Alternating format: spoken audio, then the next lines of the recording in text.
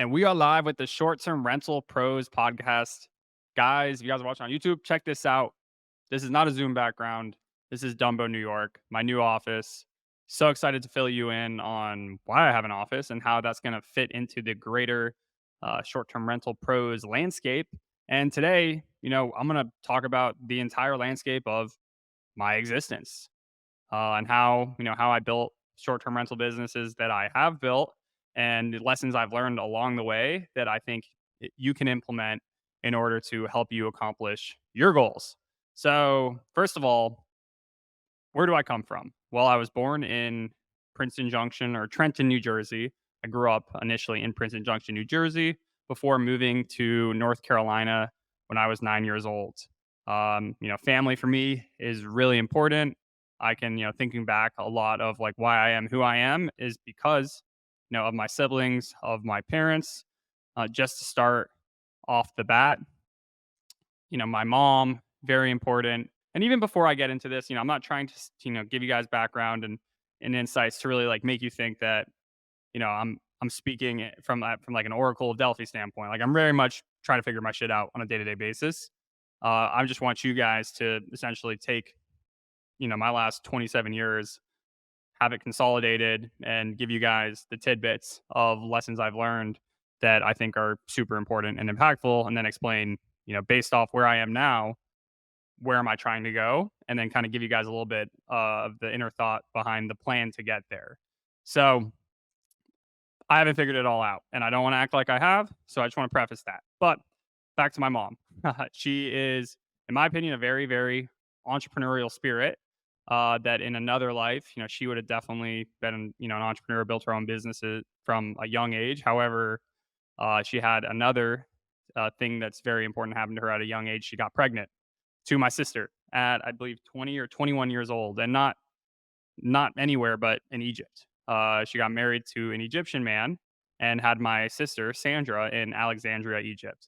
My mom's a single mother. She, moved to the U.S. when my sister, I think, was 2 or 3 years old. Moved back to the U.S. and her and her husband broke up. And my mom was the primary caregiver for my sister, very much a single mother. And she was very young at the time, did not have a great career to fall back on, given she was just starting and she did not make a lot. And I've heard stories of times where my mom went to bed hungry so my sister could eat. I've been to the apartment when I was young. I went to the apartment that they lived in at this time, and definitely, off the highway, small apartment. It was very eye opening to see kind of the experience my mom and my sister had. But I'm gonna get into kind of how her and my dad met. It was actually one day, kind of a crazy story, but it's what happened. So my mom was driving my sister to school. She dropped my sister off. She was leaving, and a few minutes after dropping my sister off, got in a really bad car accident at an intersection. Someone just ran through it and hit her, knocked her out, completely unconscious. Really messed up her face. Broke different bones. Knee issues came from it. Knocked her out unconscious. She was, asked her like, "Hey, what do you remember from it?" What she remembers is some, blurry figure coming in. The way she says is kind of like the figure of an angel running in and holding her hand and providing her comfort during when she was, not doing well. That man turned out, or that figure turned out to be my father. He was a couple cars behind her. He got out, rushed over, stabilized her neck, really took control of the situation. He actually had training as a paramedic. He was a volunteer paramedic prior to then, so he felt comfortable taking action there. And he stabilized her neck and then yelled at people to call the police. I believe this was before cell phones, so I think someone either had to drive to the police station or maybe they had one of those like car phones or something. But someone got the police and he stayed with her, took took control of the situation, and really helped her out when she needed it. So when she woke up, the doctor told her, "Hey, this man was really, a godsend for you. you might want to like send him a thank you note or something. My dad left his email and my mom emailed him. She reached out and they went for a coffee walk. And at the time, my dad was actually in a long term relationship. The way he prefaces it is he was engaged to be engaged, but I guess it was meant to be. So he left her for my mom, for a single mother with an 8-year old daughter at the time. And pretty quickly, he knew she was the one, and he, helped her out, got her out of that apartment. They moved into a house and got married, started having babies pretty quick. The oldest one being my brother, myself, the middle one, and my younger one, the my younger brother, Jacob. So Sandra, my sister, Alex, Jeremy, myself, and Jacob. I believe, our family, we're very, I think like the traits that we all share is hard work and competitiveness. And thinking about the why behind that, when we grew up, my dad would travel 5 days a week as a consultant, like a technology consultant. He would leave Monday morning, would come back Friday evening. And, growing up, I always felt that he was frankly, tired. Even when he was home, he wasn't as present. He would still be working even over the weekend. For him, hard work was the trait that he valued most above anything else. And I think the reason, or kind of psychoanalyze my dad and the why for him and why he works so hard and is the man he is because my dad saw his father go bankrupt, and his health withered, and he eventually died. So my just to give context, my dad grew up in New York. My grandpa was a big corporate guy, worked for some of the biggest brands out there, Colgate, Palmolive, and some others. And he was a confident man, and had some disagreements with his colleagues, and it said, "Hey, I think I can build my own business." And he tried. He bought a steel galvanizing or part like a ship parts plant in Connecticut, bet the house on it. When I say bet the house, he literally mortgaged my dad's childhood home on the business, and it flopped. And, when it flopped, he went bankrupt. They had to give up the house. My dad dropped out of college. He was responsible for at that point, paying for his own Columbia education. And it was really, really hard on him. He dropped out of school, and, years went by. And I think that really drove the fact, he just above all, like he saw that happen to his own dad, and he did not want that to happen to himself. So that's why he works as hard as he does, and that's why he, cherishes the corporate stability. Good, great worker, guy who got tons of employee recognition awards. However, I don't really feel as if the best at company politics, climbing the corporate ladder. I think my dad's someone who can, he's such a great man that he can, be taken advantage of. And he still works there. He's still extremely hardworking. I mean, growing up, yeah, then I would see him 2 or 3 a.m. still working. Then he'd be up at 5 working, and he would, oftentimes be in his chair, sleeping for 2 or 3 hours, which I definitely did not think was healthy, and is something I don't think anyone should strive for, and something I definitely vocalized to him over my life. But to him, that was his assurance that he could take care of us and he could provide us the life that he didn't feel that he had for himself. So keep going. So my siblings and I, again, that work ethic was instilled in us. However, it wasn't necessarily like we need the best grades and we need straight A's. It was really just like whatever we did, we had to really do. We couldn't half-ass anything, as well as just like don't sit there and do nothing. I remember times after school, I'd get home, I'd be tired, I'd lie on the couch, I'd put on some TV, and I'd go brainless mode. And if my dad caught me, if he was actually home, which, Monday through Friday, he mainly wasn't, but if he was, he would get on me. He'd yell at me. He'd say, do something. He didn't even really care, good or bad, what I did. I could go get out in trouble as long as I was doing something. He'd be okay. Obviously, didn't want me to get in trouble. We didn't have allowances as kids. We, we we needed to work to earn money. And that, led into having a landscape business when I was young. My dad supported that. If there were different landscaping tasks around the house or different things to build, he would compensate for it. So my brothers and I built a tree house, kind of trying to make use of those rules. One spring break, myself, my older brother, and my dad definitely loved loved seeing his kids do this and helped us out. But like we built a tree house, so that was kind of how we got in a way, how I got into like home building renovations. I really like landscape design nowadays, and I think that was when I was young, is pulling weeds, putting in mulch, mowing lawns.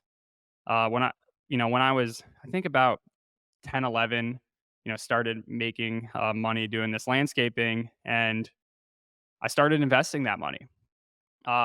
I just, every time I look online, or not even online at the time, on TV, you hear that the rich people out there are the ones who make money investing, and that you can get rich in the stock market. So I did some Googling of like what stocks to buy, and I picked Dow Chemical. I saw that after this was after 08, 09.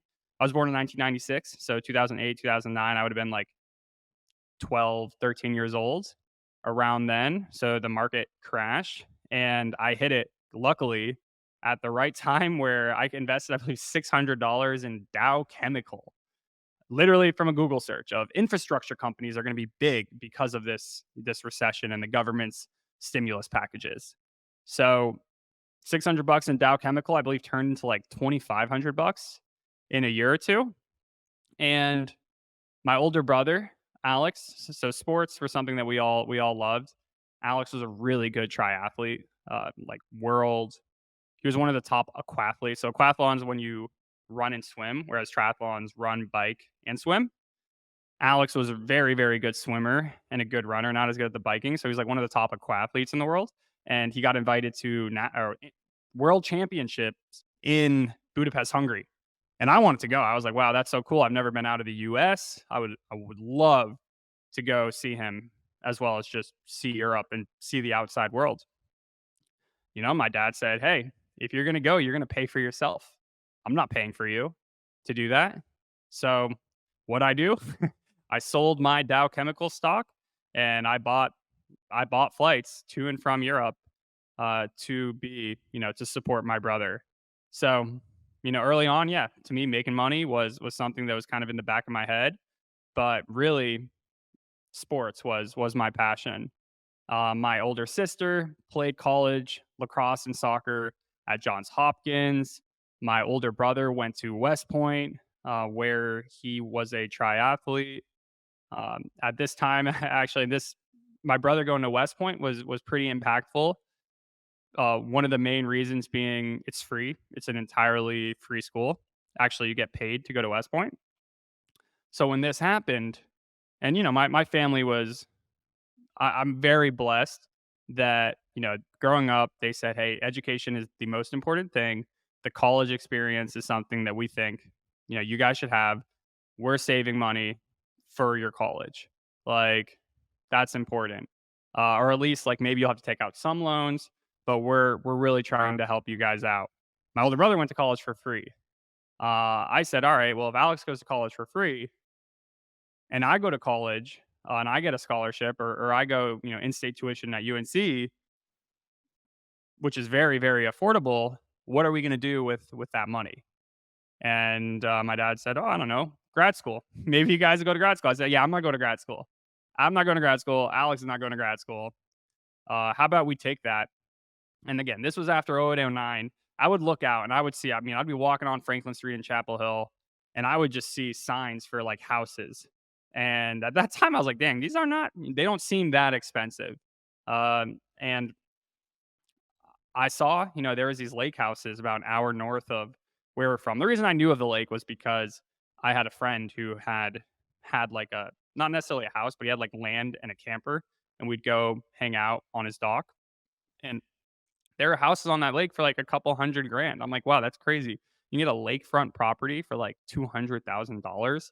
This was in 2014, 2015 too. I was like, this has to be an incredible investment. And, I'd look up online. I was 14, 15 at the time. So I had, I think I had a decent understanding of stuff, and I'd look up and learn about loans and learn about, hey, you can a second home, you can get a second home and it's only 10%. So if it's a 300 grand house, it actually only costs you $30,000. And, I do the math on what a year of college would cost. And effectively, I made a PowerPoint presentation to my parents and said, like, I think it would be a really, really good investment to buy like a rental property. At the time, I actually underwrote it with how much we could rent it out for a year. Like it wasn't like I didn't even think about the whole Airbnb thing, short term rentals. I was like, we could buy it, we could fix it up, rent it out for 12 months at a time, and I think it would make money. And it was a pretty, I guess, compelling pitch. Or my parents saw, they were very risk averse, but they're like, all right, well, yeah, what's a 300 grand house? What's that going to do? And we went to it, a 300K house. And then after, I strategically scheduled a 400 grand house tour. And I knew the 400 grand one looked just so much cooler. It looked a lot bigger, a lot nicer. When I say nice, I mean like it was just bigger. To me, that was like what mattered. And we went to the 400K one after the 300 grand one, and the 400 grand one was just so much better that it caused my dad to be like, "Yeah, damn, this is actually a really, really. I think this house is a really good deal." He saw the vision, and we bought that house.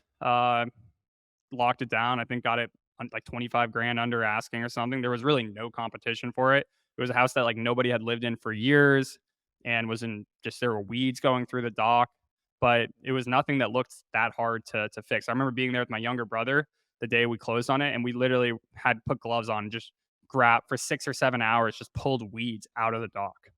And at this point, so now I was 14, 15. I think we got the house maybe a year or so later. I don't know. It was a long a long pitch. So I was a sophomore, junior in college. Now I was a senior in college, and then my older brother got cancer. He got a very very and which was I was like, dang it, because he got cancer, and we didn't know what was going to happen. We actually didn't know if he was going to what if insurance was going to cover all of his treatment. It was a very very very stressful time. He got a very aggressive form of pediatric cancer called rhabdomyosarcoma, and he got cancer, but he did not let it affect. He went through very aggressive chemotherapy, but he did not let it affect his mind. He went skydiving. He would run around the pediatric cancer ward at UNC dressed as a clown. He would joke around with all the kids. He really said life is short. I don't know if I'm going to be alive next year, but I'm not going to let that affect me, and I'm gonna enjoy this. And we had a lot of people, a lot of kids who we built relationships with that time who are going through the same thing. And Alex was just a really positive light to everybody. We would host different families because we were from Chapel Hill, North Carolina, which is where UNC's cancer center, which is one of the biggest cancer centers in the southeast. So we would host families whose kids were getting treatment. We'd even host the kids themselves while they're getting treatment. So I mean, it was an impactful point in my life, and it was definitely times that were sad. People died, which sucked. I mean, that was pretty horrifying and just traumatic, but also at the same time, beautiful seeing, how people, how kids can be so positive, joke so much during, really, really such painful times. So my brother beat cancer. He was fortunate. There were three that had the same type of cancer of him as him that were getting treatment at the UNC Cancer Center. The other two, Emma, I believe Emma, and then I didn't know Jason as well. I believe that was his name. They both did not make it, but Alex did make it. And, he to this day, he's still in the army. He's currently in the Middle East serving his country. He didn't know if he was going to finish out at West Point, but he did. He toughed it out, finished at West Point, serving our country in the Middle East. Really an inspiration, and someone who's really embodies that hard work, but also just service to others, service to your country. So, Alex, if you're listening, you're the man. Jacob, my younger brother, admittedly, Alex was tough on me as a kid, and I was probably tough on my younger brother. Just you gotta. And Jacob didn't really have someone younger than him to be tough on, but he would compete with us back, and his way of competing with us was academically. He He was a bookworm, frankly. And but that being said, it served him well. He went to Georgetown. He was actually an athlete as well, long distance swimmer. And now he's an investment banker in New York, and he's been an investment banker for a few years. He's crushed it. He's been on major deals. He's in renewables, so like solar energy, wind power, nuclear power, stuff like that. And he has tons of great job opportunities and private equity at his doorstep. So really proud of Jacob. Grateful for him and his support as well. So now to me. I played basketball growing up. I honestly, in hindsight, probably should have played another sport. I could have been physically more competitive at. I did grow to 6'3", which helped, but I was not a tall kid growing up. Uh, so I played junior varsity basketball at the University of North Carolina. I had the goal of making it to that varsity team. That goal, unfortunately, did not happen. And this was my sophomore year. I actually thought I had a pretty decent chance freshman year, and then this kid Caleb came. I don't know, Caleb, if you're listening here, but you ruined my dream. I'm totally kidding. He's a good guy, but he could hit his head on the rim. Was a high state a jumper, a high jumper in high school. I think second in the state. Super athletic, and was training his butt off at basketball. So made it pretty clear, the rim grazer I was myself, that yeah, he played the same position, and if there's only one spot, it was going to go to him. So I was like, all right, I got to do something else. Where should I spend my time? What should my next dream and goal be? And instantly it pivoted to, getting a job, a career. I needed money, frankly. I was a college kid and I needed to make a living. I needed some means. And so what do you do when you're looking for jobs? Well, I go, all right, who do I know who work at companies who have jobs, and do their companies have internships? Start probably like a lot of people. You start off the bat. You look at your friends and family. My dad had worked at a company for my entire life, and I asked him. I said, "Hey, could potentially get an internship there." He connected me with the recruiter. I applied. I had pretty good grades. I'm not gonna say perfect grades, but solid grades. I was studying computer science, which was a natural fit for someone working at a tech company. And I applied. I think I made it pretty far in the process, which I don't think an intern. I don't think it was that competitive of a process, but I didn't get it. I didn't get that internship. Not only did I not get that one, I didn't get any of the ones I applied for. I literally got rejected from. It was crazy to me, like every internship I'd applied for. And I felt honestly, I didn't really feel necessarily defeated. I felt motivated. I use that as, all right, I feel like the corporate world is like rejecting me. This might be a game I'm not very good at. And honestly, I don't know if it's one I even really want to play.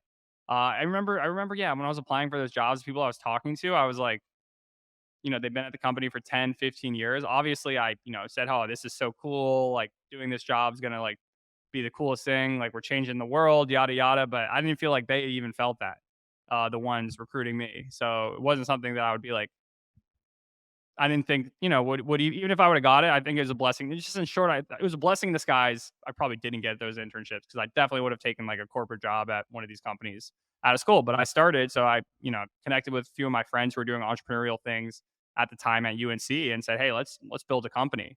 Um, I'm eager, and I was, and we tried. We initially started this company, the syllabus organizer, built a website for that. That flopped. Then pivoted that into a digital products like agency for clients. And we started making money. We had different people who saw that first website we built who thought it was impressive and started getting paid to build other people's startups. And I liked it. I loved it. Honestly, it was so cool having clients, making money, being in college, but working with different clients like across the world. One of our clients was in Hong Kong. Another one was in Europe. We did some, during the crypto stuff, we consulted and helped like do some projects for some blockchain companies, which I thought was like, this is so cool. Oh my gosh. But then, as businesses grow, you bring in people, you have to make decisions on the direction of the company. And it was myself and three co-founders. And anytime we had a big decision, I felt like it was 3 to 1. You know, I had an opinion on what we should do. One of the other guys had an opinion on what we should do. Two of the other guys agreed with the other guy, agreed with the first guy on what we should do. So every step of the way, I was like, all right, we got to lean in, keep building, build more and more sophisticated applications, get clients on retainers, servicing their products, really lean into like web apps, web applications. They didn't want that. That was not the direction they wanted to go. And ultimately we split ways and I started building web applications for clients, doing it myself instead of doing it, with three other guys. That company today has, 90, 100 employees, became a performance marketing agency. I pivoted several times, but at this point, focuses largely on like paid ads. And, it's successful. And I have like a very, very small interest in the company. So it taught me a lot. I'm grateful for those guys. They taught me a lot of stuff that I did not know, and hope all is the best and hope it does well. I mean, A, selfishly, like, hope I get a check one day. B, it's cool to see a business grow regardless of, just, I've stayed in touch and I've learned along the way and talked to them and, asked what they're learning, different insights they have, and they've done the same to me. So never spill bad blood and always, keep relationships is one thing that even if it's a co-host client and I'm no longer managing their property. If it's a landlord, I'm no longer renting their property from. If it's a business partner that, an investor, well, honestly, anyone who's invested in me, there's no at all bad blood. They've just frankly made money. So, but you get the point. Like, don't keep bad blood with anybody, especially those who are like going to continue down their path and you want to like stay in tune with what they're doing and learn from what they're doing. So that was one big insight. Second, I built web applications. I developed a skill. I was building web applications for clients. At the time, super grateful. My roommate was witnessing this. Honestly, I don't know if I cried, but I was like pretty distraught during this whole process. Like I'd worked so hard to build that company. I'd given it my all. I'd sacrificed. I said after basketball, like don't get me wrong, like I had fun in college, but there was a period like after basketball where I was hungry and lost. Like I was like I got rejected from all these internships.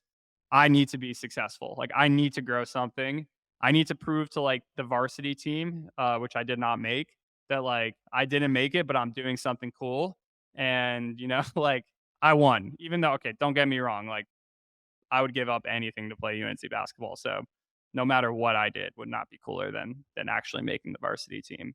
My buddy Kane, who works in the office with us, he made the varsity team, and I mean, I'd tell him I was like, I should have kept my eligibility. I should have dropped out of school, kept my eligibility. So 20 years down the line, I still, 10 years down the line, I have a chance. I would honestly have preferred that way. Kept that dream alive. I digress though. So one of my roommates at the time, his family had a lumber company, nothing fancy, but they were looking for a new website. And I told him I'm hungry. I want to do a big project, like something important, and I'm willing. And he, without me knowing, brought it up to his dad, and his dad sent out a RFP, request for proposal, out to a bunch of people, and I was one of them. And I gave a bid to build a lumber company website. And apparently, I've learned this after the fact. My bid was a factor of 10 lower than anybody else. So if other bids were like 200 grand, mine was 20. My bid was actually lower than that. So I think I bidded like 13K or something to build a full web application, also like product inventory system. So, they have all this lumber. They want to send out reports on how much stock they have to their clients. I built a way for them to update the stock list every week and send it out. So that was great because I was senior in college, making, whatever, 15, 13 grand or something, building a big web app. Ended up becoming more complicated. So actually, became a bigger project, but I was confident again. Like I was confident, I was in the driver's seat. I was doing something that was mine. And one of my clients, so worked with them, worked with my friend, Katie. She's awesome. Told her, where I was at, gave her the background. She had different clients who had different needs. And she put me on several. She does like freelance sales consulting. She put me on several of her clients to help them with different website stuff. So essentially, another learning is like when you're down, when you're in the pit. I mean, it's not bad to tell people, hey, this is what I've been doing. This is where I'm at. I need help. Like at the time, I needed clients. Like I didn't want to have to go get a job. I wanted to be successful in business.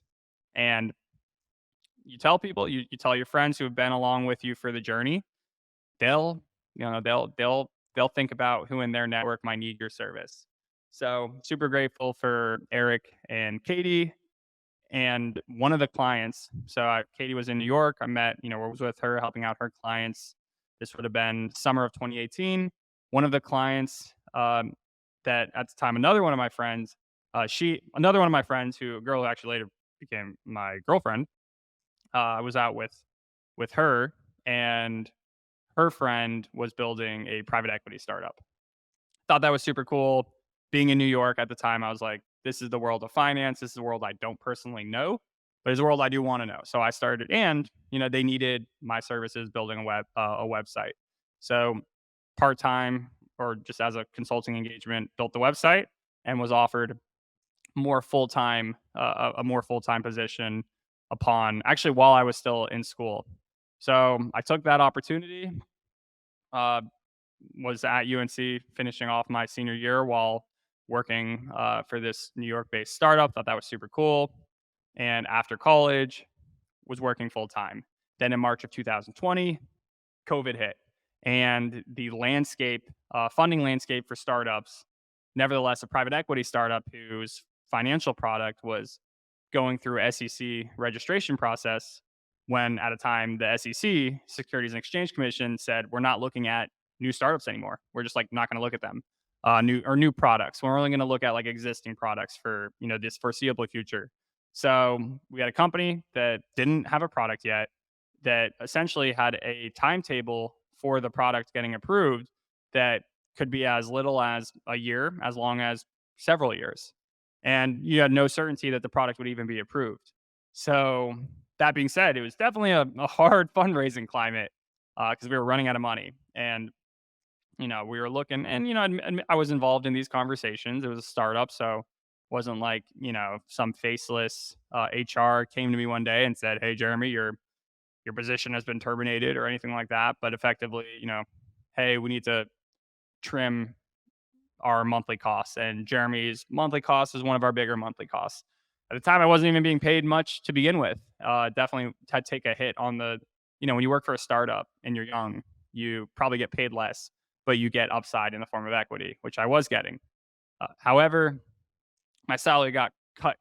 I mean, if it was $3,500 a month on pretty much a stipend, being cut to like 2,000 a month, so to the point where, yeah, my monthly expenses were definitely going to be higher than how much I was earning. So um, that was eye opening, but really just put the ball again in my court of saying, I've really got to create my own thing this time for good. I need my own business, no looking back. And what did I decide to do? Well, I was thinking, what are the different opportunities out there? And I looked at, so that lake house that we had bought 2015, we had started renting. And I say I had put it on actually Verbo in probably like 2018. And uh, it was doing well. But honestly, at the time, I didn't know anything. I didn't know how to price it or anything like that. So it was not doing as well as it could have been. The photos were photos I had taken on my phone. And the first guest we ever had, I literally went there and delivered keys to them. But a lot of our guests were asking, and this summer, so this is March of 2020. So sorry, I'm just trying to think back to where we were. Everybody canceled. So okay, first of all, there was this house. So I'm thinking about like what are the business opportunities out here, and there was this the lake house I'd rented, and everyone canceled. So I was kind of freaking out. But then after 4 or 5 days, people started to book again, and someone booked for 2 weeks coming from Washington D.C. and they said, hey, we're looking, do you guys know of any boat options or boat rentals? So I'm thinking, they want a boat. Interesting. I called the marina, and the marina shut down for COVID. And actually, they had sold, I think they had sold their boats even prior to COVID. So they just shut down irrelevant of COVID, but definitely had no plans of, maybe they had a plan to like get new boats, but that wasn't a priority at that time. So there was no boat rental options. And I'd been watching the Ozarks on TV where they're doing a bunch of business at Lake of the Ozarks in Missouri. And I kind of was like, caught the bug of, hey, let's do a boat rental business. Let's do something fun at this lake. So asked that guest how much they'd be willing to pay for a boat. Went on Google keyword planner, looked up if there was more demand for boats, threw up a website. Given that was my background, I could make websites. Built a website, built a form for people to fill out if they wanted a boat, started getting inquiries. I think ran some Google ads, started getting inquiries for boats, and it was clear there was demand. So bought a boat, initially $5,600 boat, rented it to those guests staying at that lake house for 10 days. They loved it. It was clear that there was demand from other people. So I was like, I got to get more boats. Started figuring out how to acquire more boats. And a lot of the renters who were renting these initial boats were staying at lake houses, at different lake houses across the lake. I think that at the time there may have been like 4 or 5 Airbnbs that were at the lake. So I knew all of them. And they were staying at these houses. Some of them were like, oh, maybe we want to buy one of these houses. I think a couple of renters actually were like, hey, we're renting this boat because we're looking at a house to buy. And through conversation, they came to the conclusion that, hey, Jeremy, you seem to know a lot about this lake and know a lot about rentals. Can you maybe help us rent our house? And I obliged. So I started managing other people's Airbnb properties. So I guess a lesson there is just like talk to people. So if you have, a business, maybe you're in real estate in a certain area, just talk to them about Airbnbs. Just talk to them about rentals, and it'll probably naturally come up in conversation. Maybe not today, maybe next month, maybe a few years from now. But if you just like kind of talk to people, the right people, good things will happen.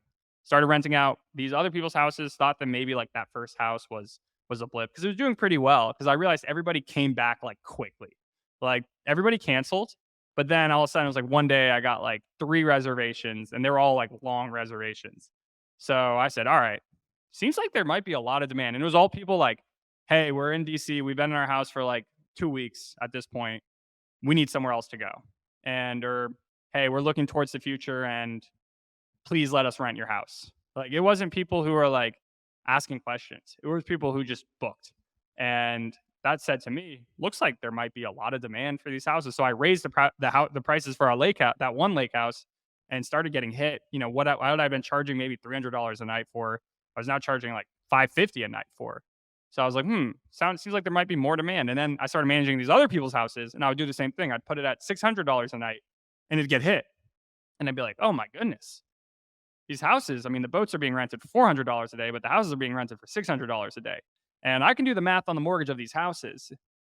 They cost $2,000 a month. If someone's renting for 4 days for $600 a day, you've already profited on the house for the month. The other 26 days are going to be pure cash. So super eye opening. And I said, all right, for now I'm going to do the boats. I'm going to manage these houses, but I do want to buy houses. So I had to figure out how to do that. Didn't really have much cash to put it all in the boats. So I needed other people's money. So started going out to friends and family. And when I say friends, my friends are like, at this time I'm 22 or 20, maybe just turned, 22, 23. So my friends are 22, 23-year-olds. So had them out on the boats, showed them the Airbnb listings and the bookings from these houses at $600-700 a day. Kind of walked through, oh, that house over there, you see that house? It's for sale, and got their interest peaked. So started buying properties with friends, and also family. So combination of the two. And first one we did October of 2020. That was like a 2-bedroom little house that was an existing Airbnb. At the time, I thought like I want to buy a house that already is turnkey because I don't know how to, I think setting it up is hard. Obviously, now a couple of years later, I only want a house that you need to actually do work to improve. Otherwise, probably won't be a good deal. But at that time, that was my thought and consideration. So 450K. That first OG one was 400 grand. It's actually kind of crazy. I think that 400 grand home that we initially bought, I think today it's probably like 1.1 mil. So unfortunately, buying it today, the numbers wouldn't make sense. But that 450 grand home, completely turnkey. We had it rented the day we bought it. The next one was in March of 2021. And also just to like take a step back. At this time, I had very clear goals, which was like I need my own business, but I want to be able to go full time at this. I don't want to have to build websites. I don't want to have to do freelancing. I want this to be my thing. So I concluded that I think like 6 grand a month to be confident doing that. That was not that much. Today it would be a lot more than 6 grand. I have a fiance, I have a nicer living. She likes some nicer things. We can get into that later. I'm totally kidding. But for me, it was like, all right, I could probably live off 5 grand, 4 grand easy. Anything more than that will be good. So I had that. I had a milestone of uh, by next summer, I want to be in a place. So this is 2020. By 2021, I want to be in a good place where I can go full time at this. And when we got the St. George, or what we call Hyco Haven property, that was the point where I was like, I'm going all in. This house requires a more complete renovation. We have summer coming around the corner, so that's the season the boats and the houses do well. I'm confident, sending this, and this will be my point of no return. So I stepped down from my job in April of 2021. We got the house, I think April 20th. Had it listed, uh, not too long after. Worked extremely. I mean, this house was like actually a pretty extensive renovation, and we were grind. I mean, I was putting in 18, 19-hour days. A couple of my buddies, co-investors, were also part of it. They came to work on the properties too. So it was really, really fun at that time, and a really rewarding experience. So another lesson learned is like be hands on your first one. Like honestly, it feels great. Uh, I not like having that experience like made me really like feel more connected to these properties. In hindsight, though, I mean, obviously, I couldn't even do it. I couldn't paint. Like I didn't know how to do anything. So learning the basics was cool. So that house got launched, was doing extremely well, but unfortunately, it was at a point where like the lake had gone kind of expensive, and also spending a month in Samora, North Carolina, as great as that is, I thought maybe I can do the next one somewhere else that is more fun, frankly. And also, admittedly, my friends were uh, pitching me different locations, and one of them really wanted South Florida. And at the time, it was COVID. South Florida was open, was fun. The numbers made sense. I looked online, ran that analysis on properties, and we got our first one there in October of 2021. We got that up for Christmas. I think we got a 3-month booking as soon as we launched it at like $16,000 a month. Our mortgage was like 2,300, 2,500 or something. So I was like, all right, I think this Florida thing is pretty good. Got another Florida property. We took like that $16,000 monthly booking. Like I think they paid a lot of it up front. May have been, comes out to probably like 10, 11K a month of cash flow. We took that like 30 grand and we just put that into another property that we got in March. Got that one up and running probably April or May. At this time, another one of my business partners was like, from that first one of that early house we did hands-on work on, was trying to do a property in the Smoky Mountains. I was not as inclined to do a property in the Smokies. I was in South Florida at the time. I just spent a month the previous year in Samora, North Carolina. I didn't know how I felt about going out to like the Smokies, rural Western North Carolina towns for a month or two, but he wanted to do it. So I was like, all right, you'll lead the deal. I'll just invest what I can in it, which wasn't a lot, frankly. I invested like $10,000 into it. But it was also kind of like, all right, you supported me on my first deal. I want to support you and be in your corner here. So Blake led the deal in Western NC. We actually later exited that property and made a pretty good return. I'll get to that later. Uh, but he did that, and then that house was doing really well off the bat. And at this point, South Florida had like gone crazy. So we launched a second South Florida house. When we bought just like for context, so we bought the first South Florida house for 515,000. The second one, we were under contract at 575 grand, and the person selling made us put in a appraisal gap. So they thought it wouldn't appraise for 575K. So they made us put in like I think like a $10,000 appraisal gap. They wanted like a $50,000 appraisal gap, and we were like, hell no. And I think we settled on maybe 10,000. Even in that like 1 or 2 months under contract, prices had went up so much that the house appraised for 605 grand. So it was a crazy time in Florida. So we actually got $30,000 of instant equity in that property when we thought we would most likely, underappraised by $30,000. So, which in hindsight, if it underappraised, then they would have had to like suck up some of it. We would have had to suck up a little bit, but they would have had to suck up more of it. So kind of wish that it underappraised a lot, but it overappraised. So home prices in Florida were so expensive at this time that I was like, all right, let's start looking somewhere else. And the property that I invested in Western NC was doing well. And I saw another property, this agent, Tyler Kuhn, who I connected with over the phone, was posting on Facebook different properties. He had posted about an off market deal, a house that kind of hit my thesis of larger multi generational travel family homes, and had it pretty good. It was like 429 grand for a 3,000 square foot house. I knew nothing about the area or the town, but I called him and we made it happen. So, because 429 grand, second home loan, you put 40K down. So that was kind of like the way I scaled a lot, was through second home loans or DSCR commercial loans. The DSCR commercial loans, you had to put like 20% down. We did a couple of those, but then we also did several second home loans where it was like my business partner would, put down the loan, I would lead the deal, and we'd work it out. But that Western NC one, um, Blake Blake actually set that property up. So he got paid a setup fee because I was in Florida. Setting up the second one. So we were kind of doing a lot. We were expanding. I thought that may have, that it was a good opportunity to grow the portfolio. However, kind of after that second Florida house was a little bit, frankly, burnt out of going to live in different places for a month at a time. I did actually go to Western NC and help a little bit with the project, not for like a month or two, but maybe for like a week or two. But I wanted at this time, me and Kate, we were kind of like we were friends, but she would come stay at these houses. She would help out in her own way. And, we weren't technically boyfriend, girlfriend, but it's kind of like the writing was on the wall at this point. Am I going to keep like traveling around to different places? Like she's not going to come stay. So she wanted me in New York. And I wanted, at that point, COVID was kind of teetering, and I was like, all right, might as well go back to New York. So went back to New York a little bit at this time. So now we are in like, I know we're going through a lot right now.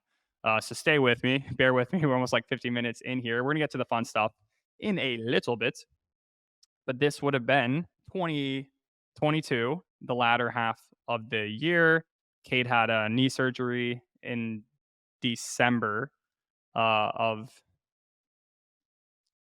yeah, this actually December.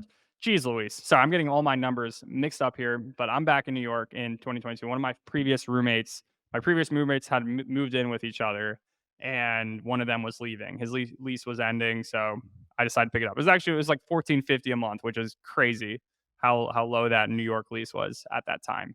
So, back in New York, this time I was actually started really growing the portfolio through arbitrage because I could just slap that on a 0% APR credit card. I didn't have to have any business partners. I could just fund the deal myself through credit, which, disclaimer, there is risk when you just throw, a 6-bedroom house on a credit card, but I'd run my numbers. I knew that I'd be able to pay back the deal in like, 6, 7, 8 months and then be profiting from them onwards. Also, I had an itch to, I had been creating presentations to share with investors to fund these properties and also to share with the banks to get the DSCR loans. So I had an itch to build, again, back to my previous days as building web applications for clients. I had to itch to build a software product that would do a lot of what I was already doing. And I, told my friend Parker, who's a software background guy I studied with in school, and we came to the idea of, all right, let's take a spreadsheet that I use, and also like a PowerPoint presentation I use, and digitize them and connect with online, API data sources to create a tool that helps you quickly run the numbers with an emphasis on then sharing these reports with your business partners. So that's where BNB Calc came from. And at this time, I was like, all right, I'm going to focus on the software. I'm going to do, some more arbitrage deals. That was actually around then when I started coaching and working with other people. So I said, all right, I don't want to buy a house and then, spend 2 months there anymore. I want to be, I want to sit down and do some stuff from my computer. So yeah, just launched the coaching program, launched the software, and you know, several, really the last year have been just having a great experience, but also, ups and downs, trials and tribulations with digital digital products, more so than like screws and nails and hammers. So going back into it, we've covered a lot here. What I want to think about, or what I like to think about, is you know what do I want to do on a daily basis? Kind of at a point where uh, I'm blessed that in many ways my portfolio, my short term rental portfolio, has given me the freedom to do what I want to do with my time. However, there's good and bad aspects of that. The good is you have choice. The bad is tyranny of choice. So, for me, what I decided to do with my time, what I've decided to do with my time is give my time to others. So frankly help people. I mean, along the way, while I was building my boat business, my friend Andy came to me. He was making $12 an hour as a medical scribe. Andy's like my childhood best friend. And, he told me that he got passed up for a $1 raise for for his medical scribe job at the local hospital. And I was like, all right, Andy, these boats are making money, these houses are making money. Let's get you into the game. So Andy helped lead our second boat rental operation at Jordan Lake early on. And then also he took his income from the boats and he started investing in short-term rental or furnished rental properties. And in addition, he started managing other people's properties. So really built similar business to what I had at the time and quit his job as medical scribe. It was not hard to replace his $12 an hour. Kind of funny in hindsight. Ted and Blake. These are two college friends. Blake, I met at orientation, kind of same thing.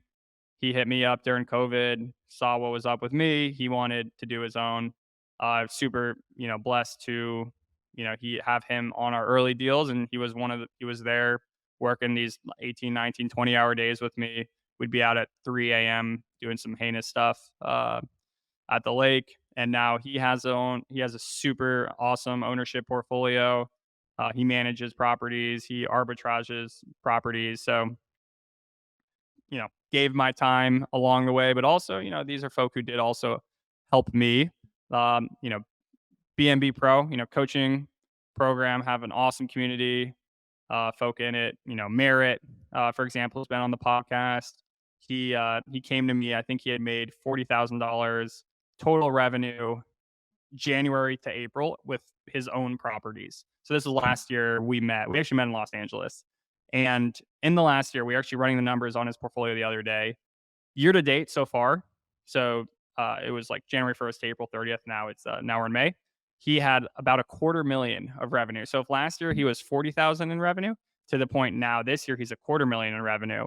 We did a whole line equals line equation to figure out where he's tracking for year end, and he should do. I mean, he's going to come to New York, and we're going to do further analysis into like his specific properties as well as seasonality. But he could do potentially 7 figures this year. So it's crazy. I mean, last year he probably finished the year at like 160K, maybe 200K, and now this year he's on pace for a million, which is totally nuts. But been an awesome guy to work with, and check out that pod. I definitely need to have him back on to update everybody. Dylan, had Dylan on the pod. He did a couple arbitrage deals where paid back his initial investment in a few months, and has been growing since. So we gotta have Dylan back on. Matt and Lori, a couple out of Canada, they've been on the pod as well. I'm just bringing up people who have been on the pod, but we have amazing people that I get the opportunity to build relationships with. But they're out of Toronto area and built a arbitrage / co-hosting business in South Florida, and now they're also going to do some new co-hosting properties north of the border as well. Thomas, he has not been on the podcast, but he will probably be the next episode because he's coming into the office to film a live podcast with me next week. But Thomas is 21, 22 years old, and has 14 co-hosting properties that include two that are making like $20,000 a month. So if his fees 20% on a property makes 20 grand a month, that's $4,000 in cash. So he's pretty happy. I don't think he'll be getting a job when he finishes school. So stay tuned for to hear Thomas's story. Um, Kyle, the barndominium guy, legend, former college basketball player. I was actually talking to him today. I sent him. He got me looking for deals now because of his returns are so good and so juicy and so cool. He's built a really unique brand for his properties, and does a lot of has a social media following. Big Sky Barnhouse is the name there. But these are just to name a few of people who, by working with other people, I've been able to build a relationship with and also see their growth, which is just very rewarding. So again, what do you want to do with your time? For me, I like working with other people. It's something I genuinely, I honestly get more. I might get more pleasure like seeing someone else succeed than this my quote unquote successes. I don't know what that says about me, but it is what it is. Again, yeah, B&B Calc, same thing. I'm working with someone else, and we're doing something that's totally different than these houses. Software companies are their own beast, and I have learned so much about software, and I credit that largely to Parker because he, he loves SaaS, he loves digital I mean, he loves software, he loves startups. Really, really cool to be able to build something with him. Do I still so I'm building software, working with other people. I've grown my portfolio, but really at this point, it's more quality than quantity. I like, I bought a property last year. I bought another one earlier this year, towards the end of last year, and I'm still going to keep buying. There's still opportunities out there. You set up properties the right way, and they can still do well. Guys, can a single property set you financially free in 2024? Yeah, I think Kyle is a prime example of that. The first barndominium he got last year is cash flowing like 200,000, even with like an 8% loan. So, and he's done two more since. So I need to have him back on the podcast because he's been going at it. I know he's probably listening right now. So Kyle, let's schedule you. Let's schedule you out or come to New York so we can film it in person. And then yeah, also tax benefits are still huge nowadays. So still great to buy if you know what you are doing. But what do I believe is the best way to get into the game in 2024? Honestly, I strongly believe it's co-hosting. I will preface that with, what is your goal? To me, building a 25 listing short-term rental portfolio is a freaking epic place to be. Yeah, there are people out there, there's companies out there who have scaled to hundreds of properties. There are a lot of these multi-hundred property managers or arbitrage folk who have failed, are failing. I'm hearing about more and more every day. But what I'm not hearing about is those 25 property people. What I know about them is they have great quality of life. Their portfolios might pull in, one and a half, $2 million a year. They have healthy margins on that seven figures, and those properties give them freedom to do what they want with their time. That's where I want to be. I was never like, I need to get to like to me, 500 properties just seems like frankly a headache. To me, I'd rather in a perfect world, I own 25 amazing properties, and that is my short-term rental portfolio. I don't have any partners. I just have my assistants, my operations managers running the day-to-days. I'm insulated from dealing with stuff, and I take that cash flow and income and use that to do what I want to do on a daily basis. Frankly, I already do that. I still have partnerships. I still have co-hosting. I still have arbitrage. So it's like a combination of things. But to me, that's the goal. I'd rather I don't necessarily need to have like more properties. I'd rather just have like amazing assets that are like my assets, versus, or if I have a partner like someone who's amazing, which I do have amazing partners. But you get the point. So right now, I like hosting. Tailwinds are great. These big property managers, Vacasa, Evolve, they're shedding properties like the plague. These massive property managers, they're not giving the one-on-one attention that someone who has 25 clients is going to give. So again, I think it's a really good place to be somewhere where you have 25 clients. You can do a good job. You can maintain Superhost. You can make sure your properties are really well kept. You can make sure your owners are happy. Really, like I've seen that. I mean, yeah, there are people who have 100, 200, 300, 500, but like I've seen a lot of situations where people scale and their quality suffers and then their businesses kind of implode. So for me, 25 property plays really good timing. 25 property co-host portfolio, really good time to be. You can still do arbitrage. Don't get me wrong. Like, it's not to say don't do it, but there's risk. If you have zero properties, you have no experience, and you jump into arbitrage, there is risk. Whereas there's no risk for co-hosting. If you have no properties, yeah, it's going to be hard to get your first client. But frankly, that's why people work with me, because and are part of groups, masterminds, because they can creatively lend each other's portfolios to one another in order to lock down clients. So arbitrage, there's upside, but there's also downside. Buying, honestly, I think there's less risk buying than arbitrage, because at least buying, you can like improve the asset. You can invest in it, you can make it better. Whereas arbitrage, someone else owns the asset. So there's only so much you want to put into it, because ultimately it's someone else's. So, and they can just, they can walk. The lease ends and they don't need to re-sign you. Co-hosting, sure, they can fire you, but you have no skin in the game, so it doesn't really matter. And also, there's just like a lot of people right now, in my opinion, who own 5, 6, 7, 8, 10 properties. I mean, there's not a lot of them, but what we're seeing with like guys like Thomas, for example, like he has 14 properties. He's not 14 different owners. I believe he has 3 different owners who constitute that 14. So there are people with big portfolios who maybe are managing it themselves and aren't really doing the best job of it. And they're looking for young, motivated people to take the keys from them. And so I think that's a trend that's only going to further exacerbate, the next 10, 20 years as people get, people who own the properties get older. So co-hosting, the way to go, great timing. If I was starting over today, right now, I would build a co-hosting business. I'd get to 10 properties. And I would, over time, I would use that for cash flow and I would funnel it into properties to buy to add to my portfolio. And I would just rinse and repeat, uh, get to 25 properties. And then from there, pursue other interests. So that's what I would do. If I had to start over today, that's what I would do. But what am I doing in my situation that I currently have? Well, first, what do I want to do? Let's reverse engineer the life that you want. Personally, I'm a sucker for love, and I love my fiance. So the next steps there are getting engaged, and we already did that. So sorry, it's not a next step. That is the step we just took, and our wedding's next September. After that, we're gonna have kids. So I've got to be in a good position to financially be able to take care of these kids. Kate and I went over to a little. We were just walking around earlier, and we stopped in at like a little daycare area. And I asked, "How much does it cost a month?" And they said like $2,000 per kid. So I'm like, "All right, now we got to factor that into the equation." So it looks like we gotta keep working right now, or work harder.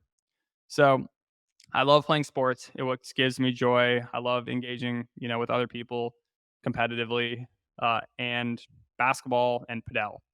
Why padel? Well, there happens to be a padel house downstairs. Why basketball? Well, I love basketball, and the lifetime is right a block away with a basketball court. So I've designed my life being between two things I love. Also, motivation. To me, I need to be motivated. Like, I need to strive, for things every day. Honestly, this office space has created motivation for me. It's expensive. Like, I've invested in it. A, I've invested for myself. B, I've invested for folk in our mastermind to be able to come here. I've already had, I'd Slade the other week. He came in, did his warm up call in person. Thomas will be here to film a podcast next week. So it's not only for myself. Uh, Kate also works here too. It's for other people. And Kate, just an example, giving stuff to helping out other people with your time. I mean, Kate has done a tremendous job and is now, she quit her job on her own right and is now full time with her. She does the videos on TikTok. I don't know if you guys have seen of, hey, how many miles you're running today. She did a collaboration with Jason Derulo the other week with Barbara Corcoran. She did Jared Leto the other day, and I got to meet all of them. And it was also super insightful meeting them, because you're like, all right, these people are super successful. What's the commonalities amongst them? And I didn't spend as much time with Leto, but I will say, like, Barbara Corcoran and Derulo, like, it was curiosity. Like, Derulo wanted the tidbits from Kate and myself being a producer of her show. Barbara Corcoran, she was curious. about us. So successful people, they when they talk to somebody, they meet them, they want the download. They're like, all right, you spent, 20 whatever years on this, 30, 40, 50 years on this world. You have some information that can I can apply to be a better person and to accomplish my goals. So back into that, what is my why? Well, I want to be motivated. This office is keeping me motivated. I want to be working with other people, building things with other people, seeing other people build and learning from them. My mastermind, my relationship with my fiance, my goal of having, kids in a few years and being in a good position for them.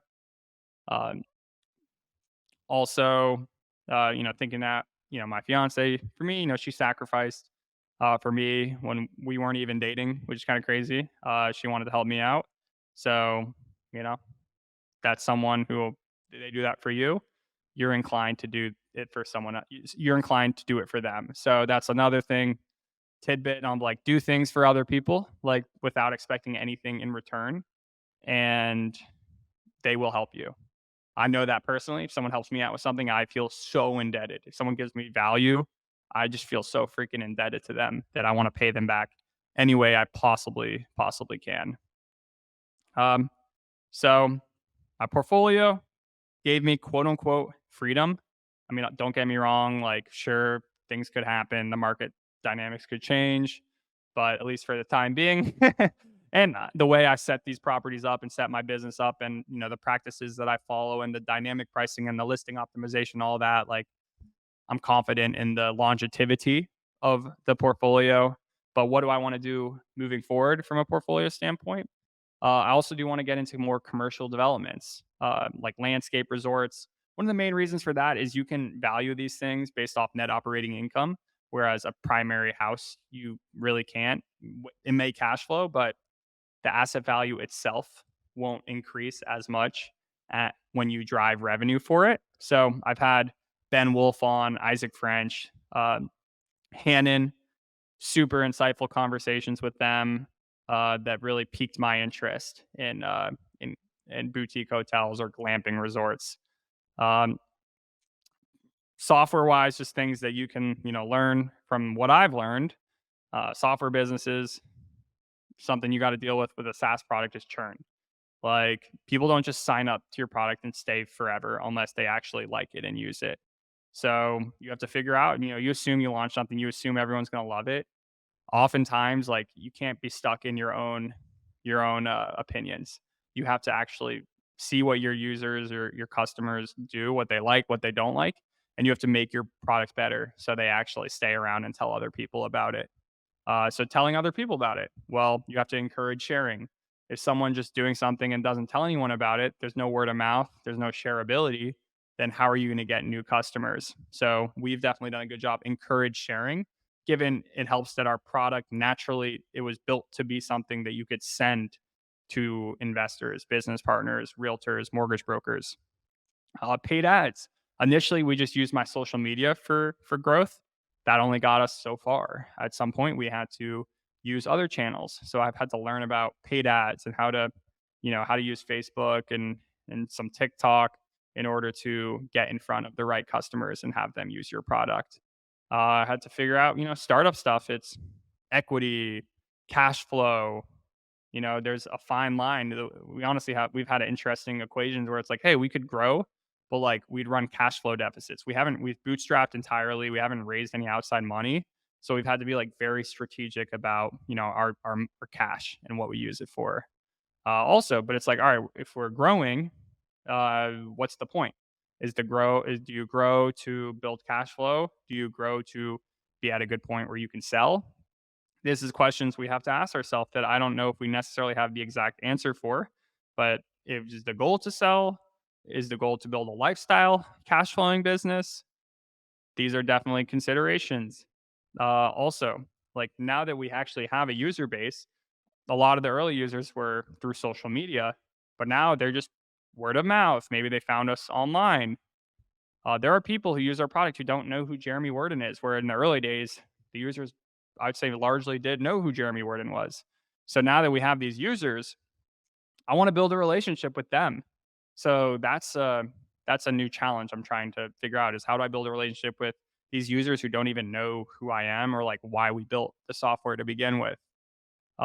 So I want to introduce myself to the users, get them to know me, and also other companies in the space. I know this has allowed me to meet a lot of the founders in the short-term rental space. We have different partnerships with different founders or different companies. So I want to continue with that and meet everybody in the space. So that's a goal of mine. With this podcast, just thing I have learned is it has really actually helped me meet other people in this space.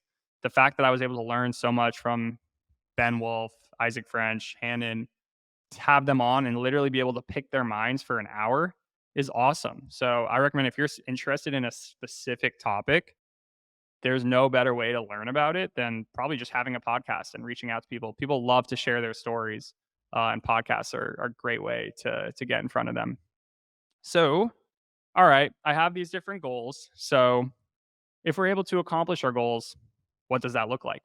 Like, how do you track like success? Like, what's a you got to establish KPIs and like metrics and like tangible things to accomplish, and then see if you're hitting them. So, my fiance, thinking about her, what's a sustainable goal?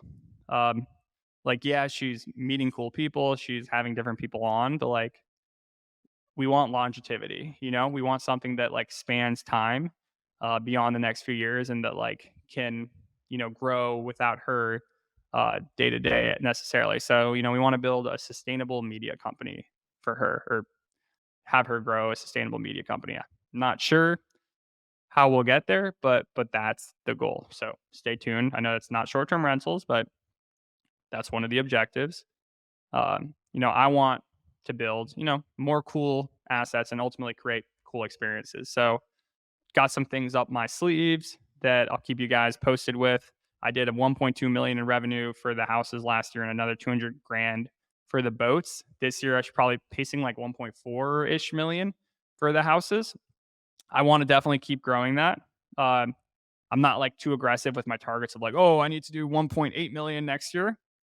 I'm okay. I don't want decreasing year over year revenue. I want to increase my year over year revenue. But really, again, it's smooth operations. It's, not being sucked into the day to day. But I also want more equity in all these houses, and then to increase my cash flow. B&B Calc, we're going to keep growing it. We're going to look at different channels of how to grow, and we're going to, figure out things as a scrappy bootstrap start out. But ultimately, there might be another owner who gets more value out of what we have than we do. There's a few examples of that, but if you think about the short-term rental ecosystem, we're probably people, either investors who are looking for properties all the time, or someone who's new. But these people, there's one subscription. You pay for B&B Calc once. It doesn't matter if you have 1,000 properties or you have zero. Whereas there's other services where every single listing you have, you pay for. So you might think there might be a way that these kind of like these stickier services, so to speak, they probably get more value out of a tool like ours and our user base than we do, if that makes sense. So we're open. If someone gets more value from what we have and what we've built than we do, we're open to like, do a value exchange, or call it whatever you will. Um, Also, the mastermind. What's our goal there? Well, I wanna build out a 7-figure boardroom. So, this is I've built a 7-figure short-term rental business in a couple years. I know we gave an example of Merritt earlier. He's getting there in about a year and some change. Blake's well on his way there. Kyle's well on his way there. Sebastian, haven't had him on the podcast. Need to have him on. He's on his way there. So we've got, and if I'm missing anybody, Matt Laurie. I know I'm missing folk. Thomas. I'm missing folk. Sorry. We have other people who, they're on their way as well. But I want to get to a point where like we're building this group. A lot of people starting from scratch, and we're getting into the 7-figure club. And getting into that club is fun. We can do some fun things once we're in there. And it's a different, it's building a business from scratch is different than like optimizing things when you're in 7 figures. So it's like a different conversation. So that's a goal of mine, to build out a 7-figure boardroom. which I have right in front of me. There is a boardroom table that is just waiting for seven-figure short-term rental hosts in our mastermind to be seated at. So I want more people going full time, more people retiring their families, and I want us all to have fun in New York City at this space. I want our group to feel like this is theirs because, frankly, it's why I got it, and I like hanging out with people. So I'm lonely right now. No one else is in here. Uh, I appreciate everyone listening. Many of our listeners has became real people in my life. I I mean, example, Kyle. I never talked to him and listened to the podcast. He on his own, just from the podcast, and also just from being a beast on his own right, started doing really, really cool properties that followed a lot of the thesis that I have and that I discuss. Namely, being the best properties to buy are ones that are super highly amenitized within 2 hours driving distance from a major metro, and just being the best in an area that does not have comps that are going to suggest how well you're actually going to do. So, he's an example of someone who listened to the pod, reached out, um, and is now, I was texting him earlier today, sharing deals. There's other people too who listen to the pod and have became real people, important people in my life. So for those of you guys listening, maybe been on the edge of listening. I mean, even if you want to just give me feedback on topics to talk about. So I want to future episodes. I want to get into what are the specific reasons why now is a great time to build a co-host business, as well as specific ways you can build, like how do you actually get clients. That's an episode I want to get into. I want to have one where I just talk about B&B Calc. It's a software business, but it's something that I've got passionate about and learned a lot about. So I want to do a specific episode on everything I've learned there. But if there are any things you guys want to hear about, shoot me a DM at Jeremy Werden on Instagram. Um, I love feedback. I love ideas. Also, just let me know you're listening. Just give me a shout. You guys are the reason I do this. So I appreciate you, and I want to know who you are. And all 5-star reviews, sharing this podcast with other people. That's how I grow. That's how I get better people on. And that's the motivation that keeps me moving forward and talking to you guys. So love you guys. I appreciate you guys. Hope you found what I've shared today valuable. And as always, stay tuned to the next episode of the Short Term Rental Pros podcast.